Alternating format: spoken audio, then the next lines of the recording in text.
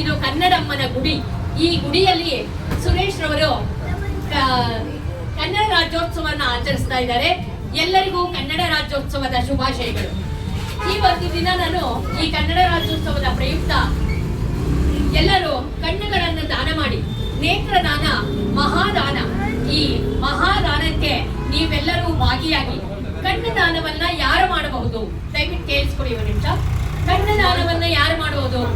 ಎಷ್ಟೇ ವಯಸ್ಸಿನವರಾದ್ರೂ ಪರವಾಗಿಲ್ಲ, 100 ವರ್ಷ ಆಗಿದ್ರೂ ಪರವಾಗಿಲ್ಲ, ಮತ್ತೆ ಕಣ್ಣುಗಳು ನನಗೆ ಕಾಣಿಸ್ತಾ ಇರ್ಲಿಲ್ಲ, ಮರಣ ಹೊಂದುವಾಗಾದ್ರೂ ಪರವಾಗಿಲ್ಲ, ಡಯಾಬಿಟಿಸ್ ಇದ್ರೂ ಪರವಾಗಿಲ್ಲ, ಮತ್ತೆ ಬೇರೆ ಏನೇ ತೊಂದರೆ ಇದ್ರೂ ಪರವಾಗಿಲ್ಲ. ಐ ಕಾರ್ನಿಯಾ ಮಾತ್ರ, ಈ ಕಣ್ಣುಗುಡ್ಡೆ, ಕಪ್ಪು ಕಣ್ಣುಗುಡ್ಡೆ ಏನಿದೆ ನೋಡಿ, ಅದು ಮಾತ್ರ ಮುಖ್ಯ ಕಣ್ಣು ದಾನಕ್ಕೆ.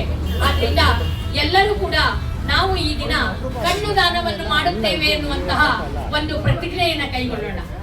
ಹೀಗಾಗಿ ನಾನಾದ್ರೂ ಭಾವಿಸ್ತೀನಿ ನೀವೆಲ್ಲರೂ ಕೂಡ ಈ ದಿನ ನಿಮ್ಮ ಕಣ್ಣುಗಳನ್ನ ದಾನ ಮಾಡ್ತೀರಾ ಅಂತ. ಓಕೆ, ಧನ್ಯವಾದ.